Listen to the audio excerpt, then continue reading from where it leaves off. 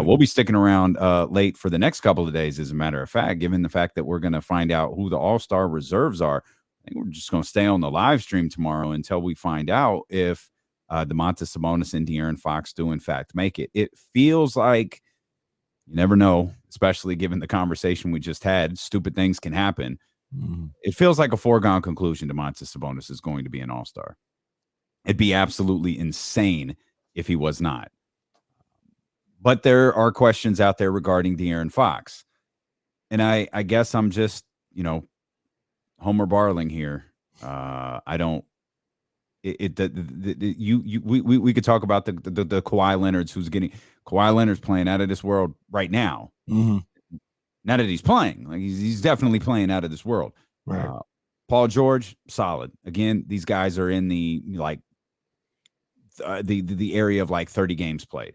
Devin Booker hasn't played a game in a month, isn't going to play a game before the All-Star break, I'm sure. I'm not for the ceremonial induction of the ceremonial selection of Devin Booker, which ultimately I believe it was the ceremonial selection of Zion Williamson. I don't believe in that stuff. If the guy's an all-star, you pick him as an all-star. If they're not, you don't. And it feels like people all over the place are trying to find ways to not acknowledge that the Sacramento Kings do, in fact, have 2 all-stars this year. Yeah, the Kawhi Leonard is balling right now. I saw something last night. I'm trying to pull it back up. I think it was from our guy, Law Murray, where they broke down Kawhi by the months. And in October and November, he was averaging 10 points a game. Like, you can turn it up all you want. That's not all-star level. Like, if here it is right here. In October and November, Kawhi Leonard, 10 points, 4 rebounds, 3.4 assists. In December, 20.6 points per game, 7 rebounds, 4.2 assists. In January, 27-7, 6.2, 4 assists. Just flip those. You're not an all-star, right? Just flip them. If he played like he did in January, and then October and November and started off 27 a night, and then by the time he got to January, he was averaging 10 a night, you're not making the all-star team. I know De'Aaron Fox wouldn't make the all-star team, so Kawhi Leonard shouldn't make the all-star team. I don't even know why that is. They're not on the same level. But I have a theory on that. We'll get to it later. I started to formulate an idea watching him last night, thinking, okay, I think I'm starting to sniff this out. But go ahead. We'll get to that later. Okay. But I was just gonna say, like, no, you're not watching the league if you don't think De'Aaron Fox should be an all-star, and particularly shouldn't be an all-star over the Devin Bookers and the Kawhi Leonards. And here's the other thing, because we talked about it.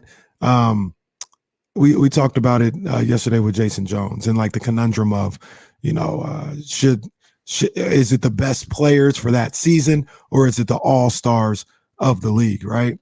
And I have my qualms about Devin Booker, but I actually kind of started to turn around and like him, right? I acknowledge his game. His game is crazy. I like the little chip he has on his shoulder every now and then. He's a great ball player.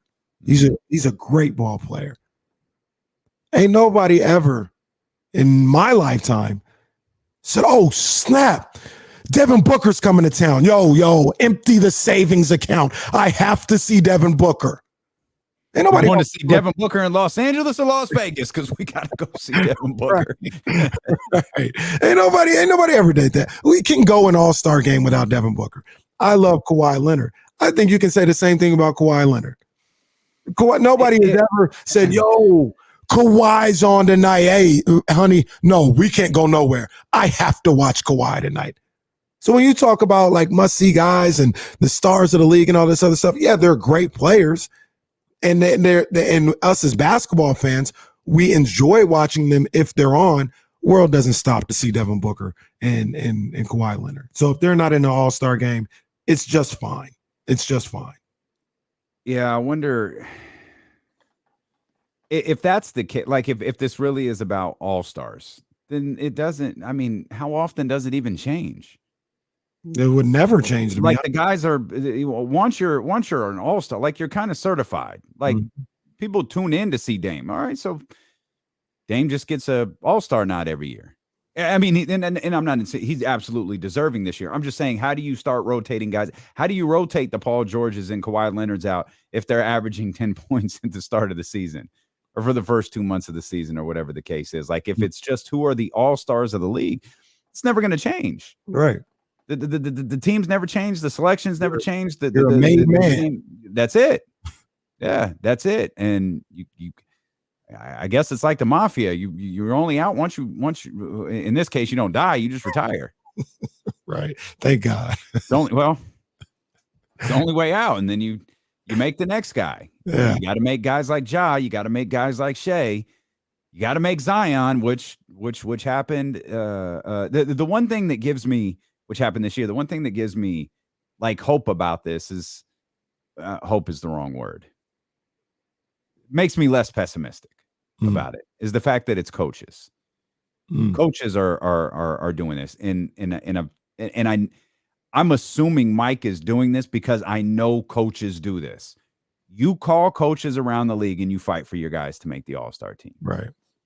It's like lobbying, right? It's like trying to get those votes. You're calling around the league saying, hey man, my guy D, like, I know you're putting Sabonis in. I mean, this dude's putting up Jokic numbers. Like, I know you're putting Sabonis in, but hey man, let me tell you about what De'Aaron Fox has done for us. Let me tell you about what De'Aaron Fox has done for that franchise.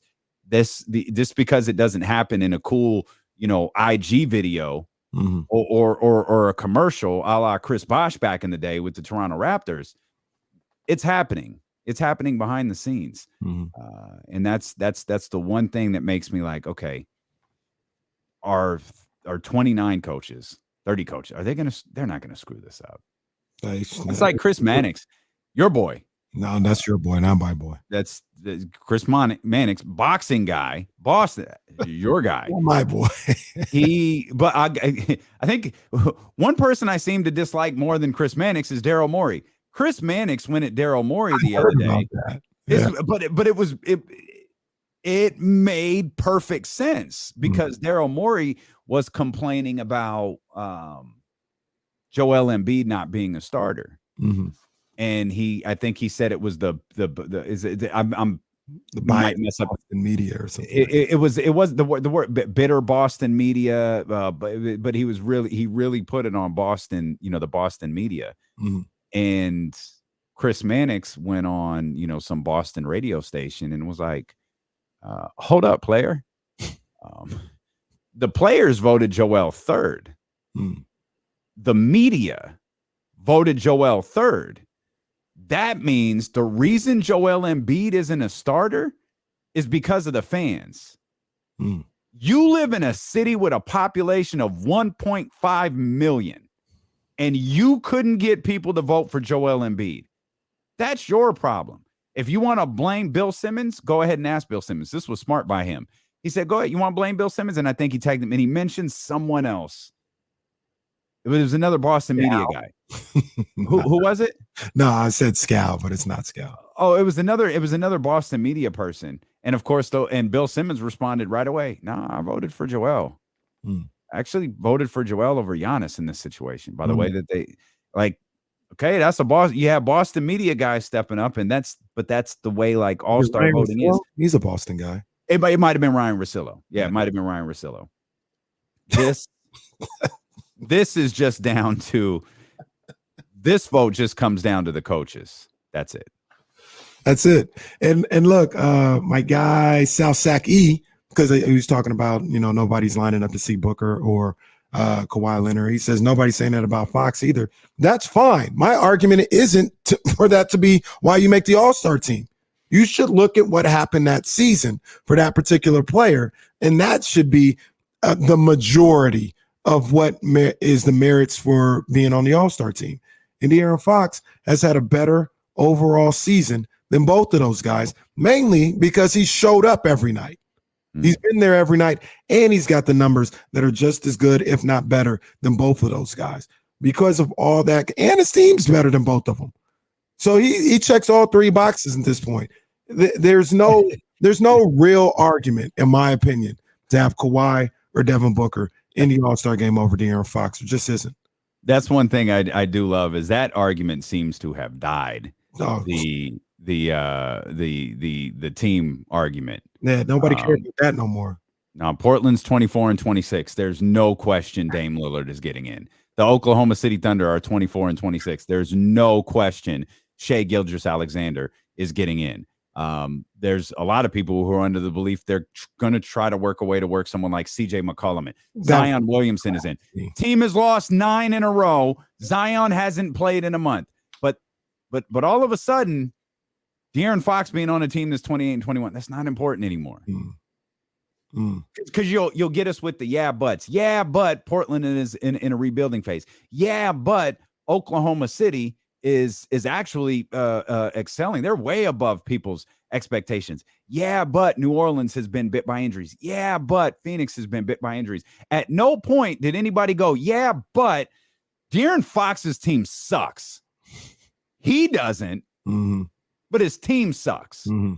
No one even asked Luke Walton for his opinion on All-Stars. We just leave him out of the process. Only 29 coaches get to vote when Luke Walton. No one ever brings that stuff up. Right. But now, we've got excuses for every All-Star that's going to be named over the in the next, 28 hours or whatever it is. But man, those excuses were never there for De'Aaron Fox. It was just he's a good player on a bad team. The funny thing about, and I agree with you, people are talking about, oh man, Shai's been phenomenal. Shai's an all-star. We have him as an all-star. Absolutely. He's an all-star. But it's like, oh man, the Thunder are outperforming. They're playing so much better than people expected. And that's due to Shai, to SGA and what he's been able to do. I'm sorry. Who had the Kings in the playoffs before the season? Raise your hand. Mark Spears, you can raise your hand. Everybody else, shut the hell up. You better say Mark Jones's name or he's going to get on your neck again. No, because he us, man, he family. But you're right. He national. Mark Jones had it there as well.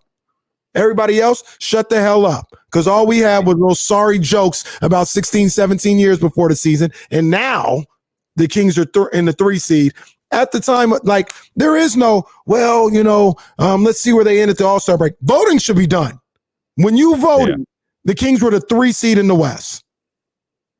There should be no excuse to have those 2 in the All-Star game. Well, here's the thing. It's going to be announced tomorrow. They're no matter what happens tonight, they're not falling to 4. No. And that's going to be the 3rd seed. Well, and what I mean by that is like that would be like late night stuffing the ballot. The vote should be in now. Right. Like, it should be done. They're the 3rd seed. The vote should be in. There's no reason. Nobody can give me a convincing argument why Domantas Sabonis and De'Aaron Fox should not be both be on the All-Star